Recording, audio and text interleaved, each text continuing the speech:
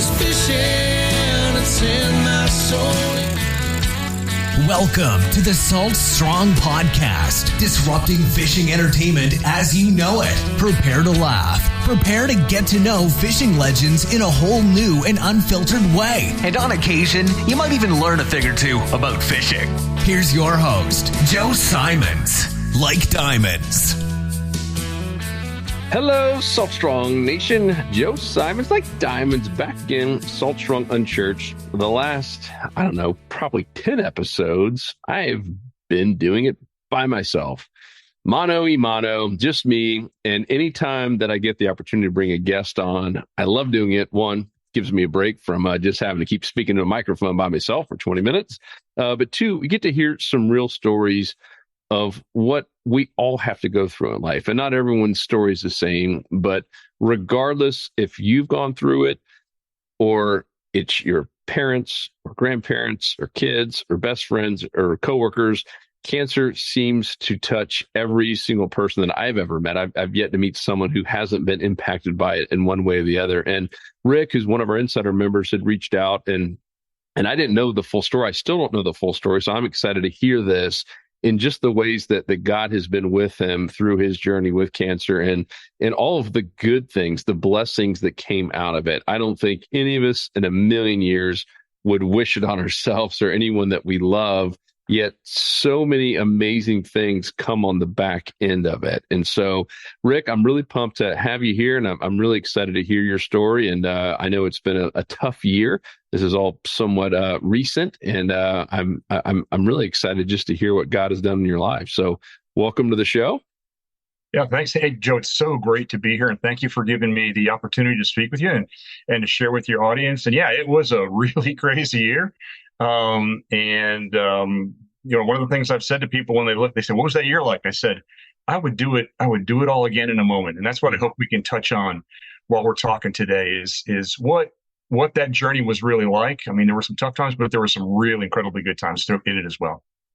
Well, yeah, it's, I think that's the last thing that most people think of is that someone right off the bat is going to say, I would do it all over again. I'm interested to hear it's an attitude, right? On that.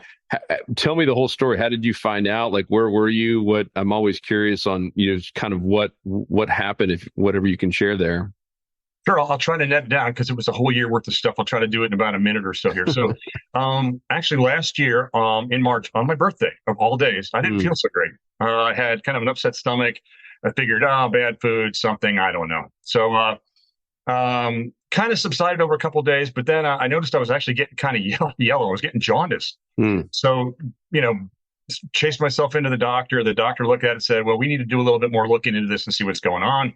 Long story short, they did a bunch of diagnostic testing, one of which was the CT, which showed I had a small mass on my bile duct, which is why I was getting yellow, because it was causing a bile backup, and that just kind of messes up your whole ecosystem, right? Yep. So fast forward, they did some procedures to open that up so that would work, but they knew we had to get the mass out. So in June of last year, early June, I actually had surgery, and up till this point, they hadn't really even been able to diagnose it. They did some biopsies along the way. It wasn't anything they could see, but I had a pretty extensive abdominal surgery, and they took the tumor out. The good news is the surgeon told me he got it all out and the margins were good. But he also said, by the way, it was pancreatic cancer. I said, that just set me back, because that's one that when you hear it, it doesn't sound so good. Most often when you hear those stories, people get it way late, and it's real significant, and it's very hard to beat if it's caught really late. So first blessing, right? First blessing was, hey, I got jaundice, right? Chased me to the doctor, got me into diagnostic testing. Found out I had something pretty quickly within a couple of weeks. Second blessing, they went in and did the procedure to open me up. When they did that, they did biopsies on it, very inconclusive. So nothing so radical that it was showing up right in all the charts, right? Third blessing, when I had my surgery done, great surgeon. My surgeon happens to be a Christian, by the way. Not that matters here or there, but I do feel like I was in incredible hands, not just his hands, but God's hands as I was having my surgery. The fact that the tumor was very small, very isolated, not metastasized. He was able to get the tumor out. He was able to get clear margins out. Had it not been for one lymph node in my system that lit up, they would have called it stage 1. So it was stage 1, 2. So it was very, very early, which in this particular type of cancer is extremely important. So a whole bunch of blessings there. And I'm only now just through surgery, right? So about a month after surgery, August through January of this year, it was chemo. It was 12 sessions of chemo, 2 a month for 6 months. I'll be honest with you. I used to have had some friends who've gone through chemo and said, "Oh, dude, I'll pray for you." Having gone through it now, it's like I'll never do that again. I'm gonna spend some time with my chemo friends because it's rough. It's really rough on your body. But as of January 20th of this year, I finished chemo. I had a baseline scan done. Baseline CT came out clean. Lab work came out clean. I've got another one coming up here this month. So, knock on wood and prayers in, it continues to go that route. So that's the story. Wow. What was your relationship with God like prior? I mean, I know it sounds like you were a Christian. Right. Because I would, and this is my perception of it. There's a lot of people who say they're Christian, but that means whenever they have time, they go to church on Sunday. And there's other people that are Christian and what I would say have a true walk with God, where they're spending time with him in prayer and reflection. And I mean, I talked about journaling to him. So like, where were you in that spectrum prior? I would say I was kind of in the middle. I mean, I was definitely a church going guy, had been for a while. And I would have called myself relatively devout. I would read through, a kind of a daily devotional. I made it to church all the time. I was, big into volunteerism at the church and things like that. So actively involved. But you kind of touched on it, which is I didn't have the depth of understanding in God's character, and I didn't have an appreciation for how much he really loved me and how much he really thought of me and how much he cared for every single element of my life. And that's the big difference. It was the intimacy in that relationship. And that's beyond devotionals. That's beyond going to church. That's beyond listening to worship music in the car. That comes from, honestly, I got to a point where I put it all on the table to God. I said, God, I can't do this without you. I mean, and this is pretty early on in the cycle, but I prayed over and over, and it's like, oh God, if when I had this test, could it please be positive? Or sometimes those things aren't, sometimes they're not. I mean, I wish that the tumor would have come up non-cancerous, but it did. But yet he still met me there and said, but here's what we're going to do to treat it, and here's what we're going to do to knock it out. So there's you got to look for the blessing in every situation, and I never looked that deeply into him and into my relationship with him, and that's really the big difference. So, because I think there's probably some people hearing this and they hear, well, cancer, and you've related cancer to, man, now God loves me even more. Explain that. Cancer is an interesting thing. It's one of only a handful of diseases that you don't get from the outside, right? Cancer is your own cells hyper growing and kind of attacking your own body. So it's a very strange disease that way. And, not to get all theological, but, there was a point in time, you go back to the sort of the days of Adam and Eve, and God, that wasn't God's original plan. God's plan was for us to enjoy paradise here on earth. And, free will being what it is, and humans being flawed as we are, we make bad decisions, and the planet has had some level of decay and struggle ever since. So cancer to me, like so many other things, is artifact of the fact that disease entered the world, right? It wasn't there before, right? So, but when God puts you through trial, I feel as though he also meets you with the strength to endure the trial, but also, his ability is far above anything we can imagine to bring about to bring about peace, to bring about things like healing. And I think that is a big part of it for me, just leaning into that healing part. There's so many Bible verses that talk about healing. And even Jesus's, his ministry here on earth, you look at, he's healing here, he's healing there, he's healing blind, he's healing mutes, he's healing, lepers. I mean, it just goes on and on and on. And I don't know that we embrace that much today. I think there is healing and there is power in God and in God's Spirit. There's a thing we do in business called start, stop, continue. And Oh yeah, I come from that corporate world, so okay, I get so that. you know, Enjoying not being in the corporate world now, but I've been there. Yeah. so I'm curious, what were some things in the early days that you just stopped doing, saying, all right, I'm not doing this? What were some things that you started doing, maybe talking with God every single day and praying more every day? And what were some things that you continued doing that you'd always done? I'm always curious that some people have like a massive change and some people have just subtle changes. What were some things that changed in your life? Yeah, sure. Well, from a stop perspective, I think we all have, and I'm going to throw the term out there. And if there's some newer believers or folks that are not yet that understand, there's this term called strongholds, things in your life that kind of occupy your brain and time. And I'm not going to get super specific, but I think we all have them. I mean, even in your own line of business, you could fish so much that you ignored your family, you ignored your children, you spent all your money on fishing gear, and you became destitute, right? So that could become a stronghold in your life. And I had some strongholds in my life, some things that were impeding me for being embracing the fullness of life as God intended it for me. So some of those things, I went through and I looked and I picked and chose and stopped. And quite honestly, some of the sickness kind of forced me to stop some things because there's just some things I just couldn't do anymore. So it helped me kind of narrow my focus in onto what was more important in life. From a start perspective, I I don't want to make it sound like I've had some long-term psychological issue with trust, but I think I had an issue with trust. I mean, I had an issue with trusting God and really giving God trust in all situations. So regardless if I was going in for a procedure, regardless if I was going in for surgery, a chemo appointment, anything like that, I really started trusting in God and saying, God, I don't know the outcome of this, but you do. And I don't know what the future is, but you do. So I'm going to put it in your hands, and I'm really, really, really going to trust you. And Joe, I had amazing, amazing peace throughout most of last year. Very little anxiety, a lot of peace. Wow. And that allowed me to do another start, which is I really started, even in the depths of my illness, reaching out to everybody and trying to be a positive impact on their life. Whether it was the nurses that were just about to put me under in surgery, whether it was the oncology nurses during chemo days, whether it was patients sitting beside me, people in the waiting room, even the receptionists at the oncology office, just to be a bright spot and a spark in their day. And I don't want to sound braggadocious in any way, but my oncologist, I said one day, I said, sorry, I'm sort of overly positive one day. He goes, oh yeah, you got a reputation around here. And like, man, what a great validation from God just to say, hey, you're making a positive impact on the world. Right. And in terms of continue, I really stuck with, I did a lot of worship music. I wasn't sleeping well a lot. So sometimes in the middle of the night, I do recorded worship music through, luckily, gosh, phones and internet today give you that access everywhere.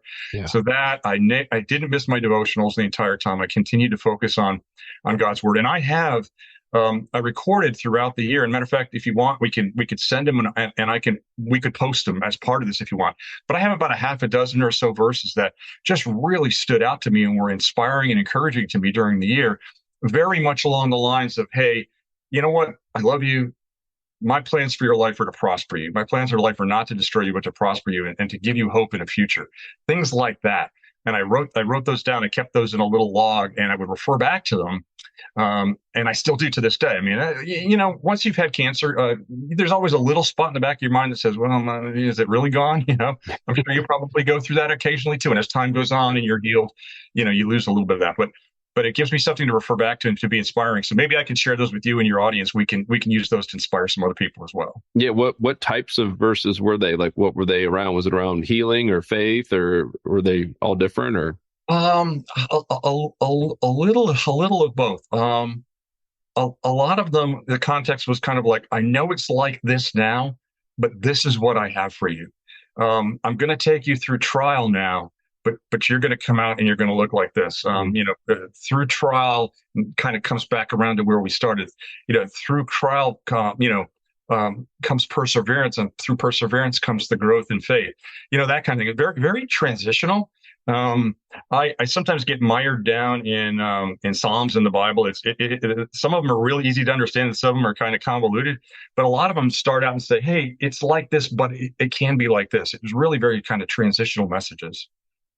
That's good. Yeah, I'd love to see which ones they were, and we put them in the blog post for sure. Yeah, no, that'd be great. I've got them written down, and I can shoot you an email. We can post them out there. But I found them very, and they don't just apply to illness, which is, I guess, kind of my. But a lot of them really, they're more about trial, more about, because your trial may not be an illness like cancer, right? Your trial might be difficulty in a marriage. You might have maybe, God forbid, but maybe you lose a child, right? Either as a young child or as a young adult, right? Or you get fired from work. I mean, I went through that a few years ago, right?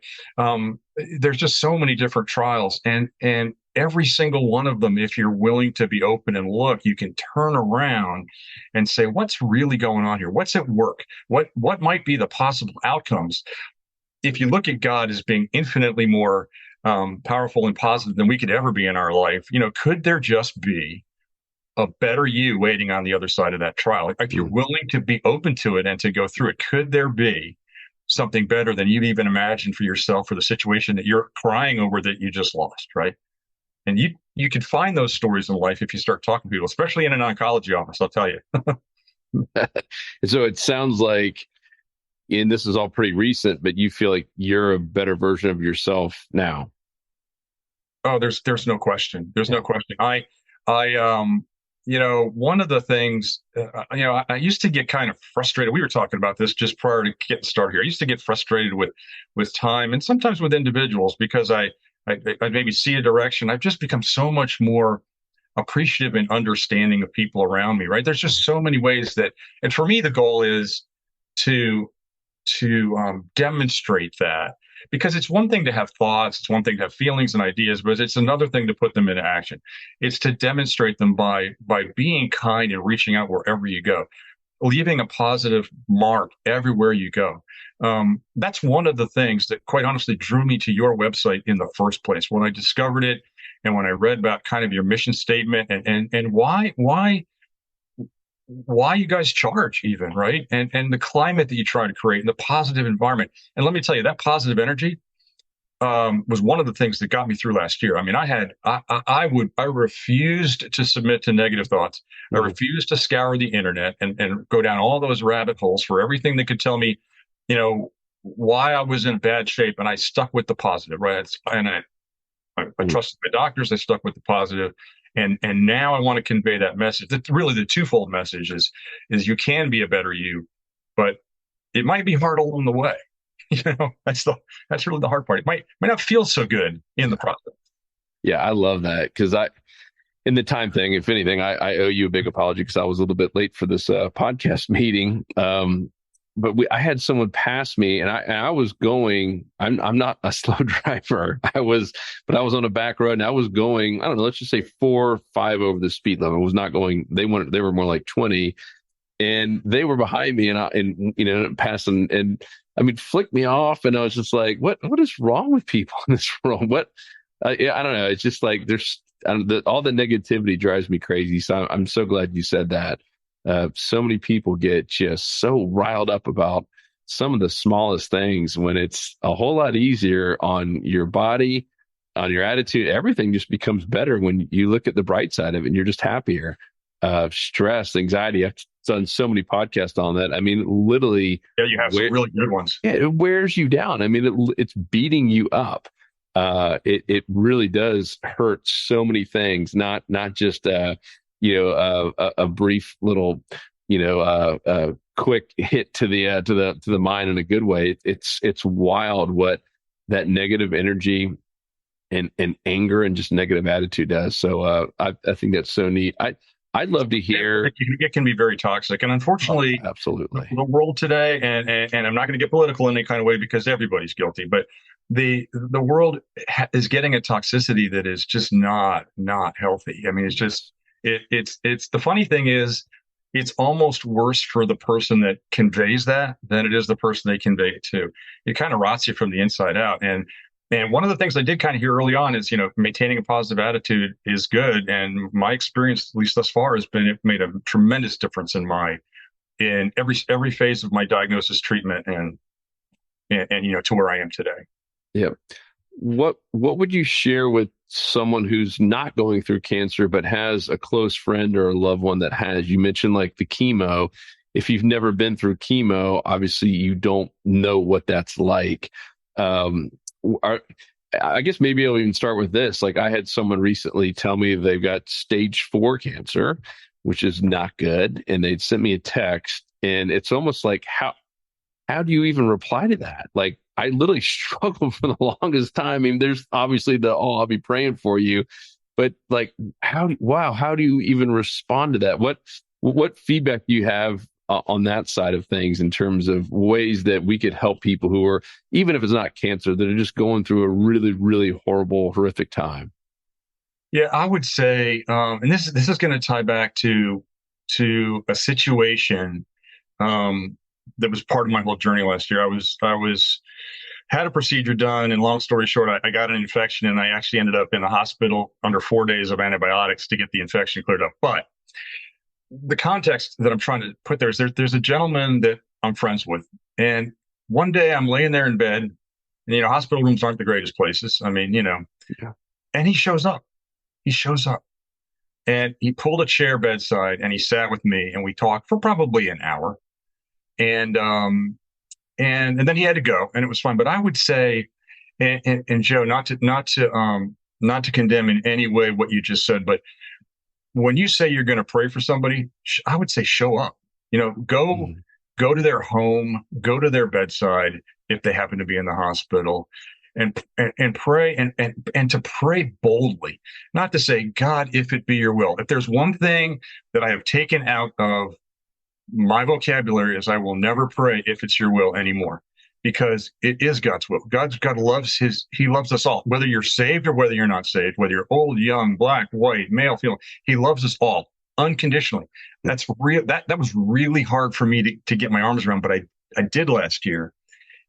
And the point is, it's always his will to do good for his children. Don't ask him if it's his will. Of course it's his will. Yeah. So pray boldly, put your hands on that person and say, in God's name, I declare that this cancer will be healed. Pray in strength and pray in boldness. Ultimately, yes, it's in God's hands. And ultimately, we know that not everybody's going to survive, but to give people hope and companionship, if they don't have any experience with God, if they don't have any experience with the Bible, to maybe take just a few words that might be inspiring to them and share them with them and introduce them. Because I always feel like, if we don't want to lose, it's Jesus's word, it's God's word. We don't want to lose even one, right? So if somebody doesn't really know God, it's a great opportunity to introduce them and to really to be there for them, to have a relationship with them, to walk along with them so they don't feel alone, and to share with them some things that can be inspiring and to help them get into that positive mindset along the way. I love the show up part, because in 10, 15 years from now, you're not going to remember any of the emails or the text. You're not going to remember that unless there was one that just absolutely stood out. But in general, you're going to remember that guy that came and sat with you. Yeah, I mean, don't we all want that? I mean, and honestly, even in and I know Unchurched covers a pretty broad range of audience, from people that have a lot of experience, but maybe some parts of the Bible don't make sense, to people that are maybe just seeking and don't know yet. But I would say, discipleship in general is something that I think a lot of churches are lacking today. Just somebody to walk alongside you, especially if you're new, or especially if you're not understanding. Somebody, they don't have to be a theologian, but if they're a little bit ahead of you, because I've got people that are a little ahead of me. We all walk together, and we all share on each other's burdens, and I'm not a super great for your audience out there. Don't feel like you got to be that super great. I'm going to quote the Bible and tell you exactly where it comes from, kind of thing, because that's not me.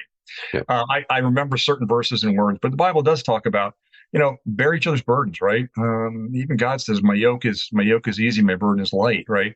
So if you're in the right posture to God, you're not carrying a heavy burden. So then you can help share the burdens of others, and then they'll in turn share yours. Yep.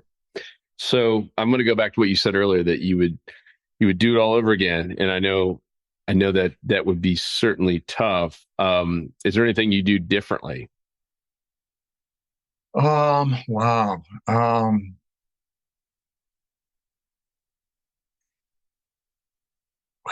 That's a tough question.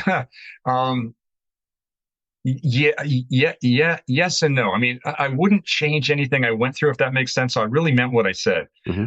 Every little test procedure, prayer, song I listened to, I wouldn't want to change any of that. I would do all that part again. But I think I would reach out to a broader audience. I found out way later. I kind of did it. Me, God, my wife, and I had a enormous group of prayer warriors working for me. My kids we were fortunate enough to put our kids in a Christian school, so I let the word get out, and all of them they prayed for me. My church was praying for me. Men's group was praying for me. I had lots and lots and lots and lots and lots of prayer. We didn't really talk about that, but I believe wholeheartedly in that. But I think I would reach out to other people that were going through it at the same time as me. That's something I didn't do. I kept it kind of private. I didn't go to, and that was a little bit of wanting to stay off the internet. I didn't go to any forums. I didn't go to any support groups, and I could have to support you with diets, to support you with treatment options, to support you with, just honestly, just fellowship of people who are like-minded. I was really doing that part of it alone. So I definitely think I would encourage you, if no matter what you're going through, if you're having marital troubles, then find a positive marriage support group, whether it's in your church or outside. If you're having issues with alcohol or drugs, find a support group, because if nothing else, there's people there that have been through it and they've gotten through it and they're out the other side. Yeah. And it's inspirational, and it'll really help keep you on track with whatever you're going through. And if you can't find something, reach out to me. I'll help you find it. I mean, it's like, there's something for everybody. We just, if we need to, we'll work together and we'll find it. Yeah. I guess the only bad news is last year you didn't get to fish much, huh? No, it was a really, honestly, it was so much procedurally that kept me really close to home. We live in the Raleigh, North Carolina area, but we're fortunate enough to have property in South Carolina, pretty close to the coast, and we used to don't own a boat, at least at this point. It's still on the agenda. Yeah. But we did a lot of bank fishing, a lot of shore fishing, a lot of fish common to South Carolina, a lot of redfish, flounder, spotted trout, ladyfish every now and then. I seem to catch an enormous amount of ladyfish there. Yeah. But long story short, no, not a lot of fishing. And most of that was just tied to tests, tied to, procedures, doctor's visits, that. And my youngest, who was my fishing buddy, started college last year. So he and I were kind of fishing buddies, and he might have been able to pull me over the line, but it is a tough year, Joe. I will tell you, it is a tough year, especially, honestly, the surgery, looking back, was a breeze. I thought the surgery was going to be the hard part, but 6 months of chemo was a lot. Yeah. I mean, there were days when a 4 to 5 hour nap was about the best I could do. There were some really tough days. I was on some pretty strong stuff. And, but that said, it's a new year, and I haven't had a lot of chance to get out this year. We just, as I said, just kind of finished up in January. So looking to get back on it and see what we can start to do. Matter of fact, I've, something that maybe for a future podcast, I invested in a fly rod, and I'm interested in trying to start in that area of fly fishing, but that gets into wading, and it's a whole new side of this thing for me, but very, very interested now in fly fishing. Yeah, you just now made it 10 times harder on yourself. Exactly. Because one fish on my fly gear, and it was a ladyfish, unfortunately.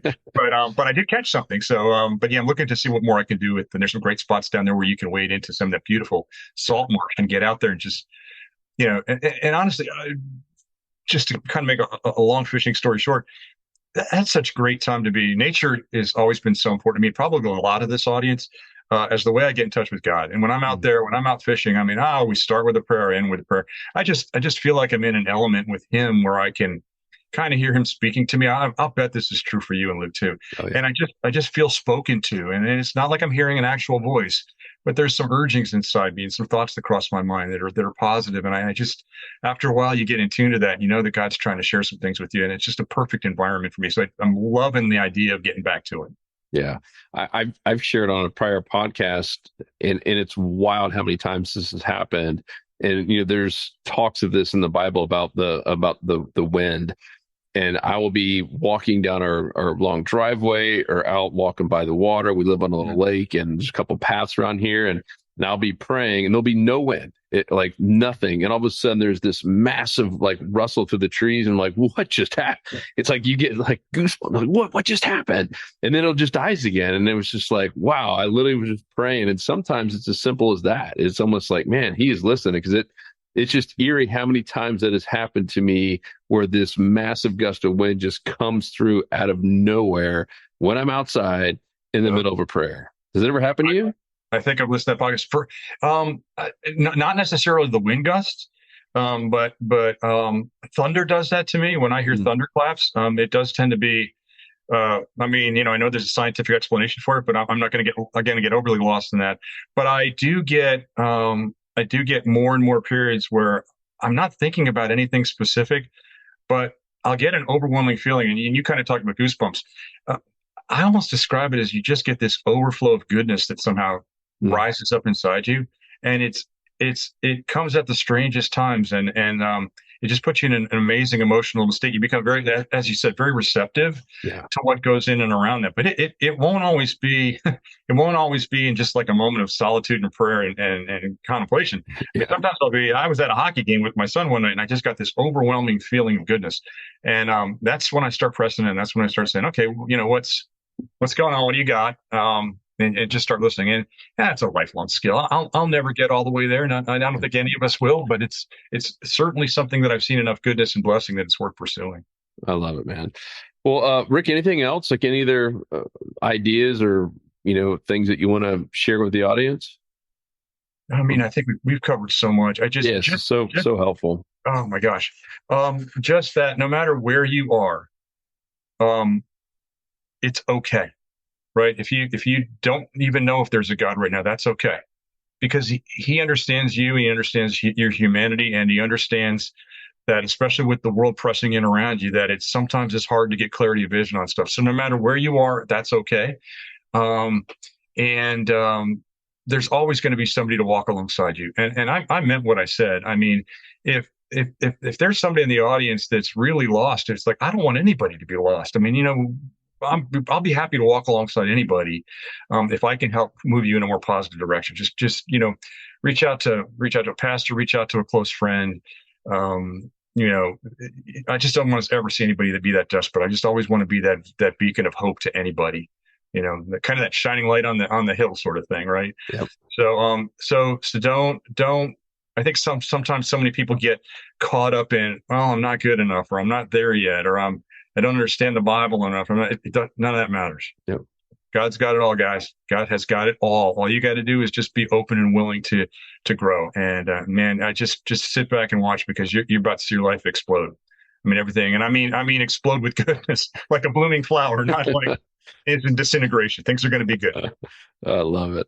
Well, man, thank you again. And thank you for reaching out and sharing this. I know it's, it's never tough to kind of relive it and have to keep talking about it. But I know as soon as I started doing that with my journey too, it was amazing. It's just one thing that I said that touched someone who needed to hear it at the right time. So that's what I always pray before all these Unchurched podcasts, even before I release them out, is that it hits the right people. So if we can help you in any way, we'll, obviously my email's joe@saltstrong.com. I leave it every time. I don't know if you want to share any way to reach out to you, but if there's any certain prayer requests or questions or anything we can help out with, let us know. Oh, heck yeah. Listen, I have no problem sharing my email with you guys. It's a bit lengthy. It's rickspeed1960 at Gmail. It's RICKSPEED 1960. Which, yes, that's my birthday, and 1960, and it's at gmail.com. And if I can help you on your journey, just reach out to me and let me know. And if it's beyond my capabilities, well, then we'll find the right resources for you to help you along. So just no matter what you're going through, we love you, and there's going to be people there to help and take care of you. So just hang in there. That's it. Well, Rick, thank you again. Everyone listening, love you guys. Appreciate you big time, and we'll talk to you on the next episode. 'Cause fishing, it's in my soul, it was pain.